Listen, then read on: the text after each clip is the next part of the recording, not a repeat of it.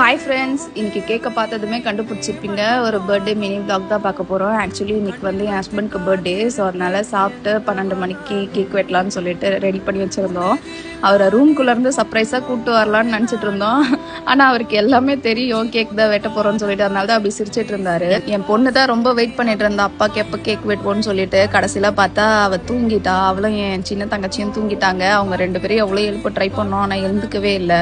Cake கட்டிங்லாம் முடிஞ்சுட்டு இந்த video edit பண்ணும்போது தான் ஒரு விஷயத்த கவனிச்சேன் நான். ஆக்சுவலி என் ஹஸ்பண்டை கேக் கட் பண்ண சொன்னால் என்னை கையை பிடிக்க சொல்லியிருந்தாரு. நான் கையை பிடிக்காம அவர் கேக் கட் பண்ணவே இல்லை. ஸோ அதை பார்க்கும்போது எனக்கு ரொம்ப ஹாப்பியாக இருந்தது. அவர் எப்போயுமே எனக்கு வந்து ஃபர்ஸ்ட் ப்ரையாரிட்டி தர்றதுன்றது ரொம்பவே ஹாப்பியான விஷயம் இல்லை. வீட்டில் எவ்வளோ பேர் நம்மளுக்கு சப்போர்ட் பண்ணாலும் ஹஸ்பண்ட் சப்போர்ட் பண்ணுற மாதிரி எப்பயுமே வராது. அதில் பார்த்தீங்கன்னாக்கா என் ஹஸ்பண்ட் எப்பயுமே எனக்கு தான் ஃபர்ஸ்ட் ப்ரையாரிட்டி கொடுப்பாரு.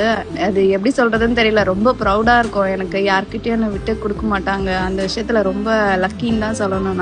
நான் தான் அவரை புரிஞ்சுக்காம அடிக்கடி சண்டை போட்டுருவேன். ஆனால் அப்போ கூட அவர் அந்த எவ்வளோ பேடான சுச்சுவேஷன் இருந்தாலும் அந்த டைமில் என்னை பேம்பர் பண்ணி அப்படி பார்த்துப்பாங்க. தியவா எப்படி பார்த்துக்கிறாங்களோ அதே மாதிரி தான் என்னையும் பார்த்துப்பாங்க.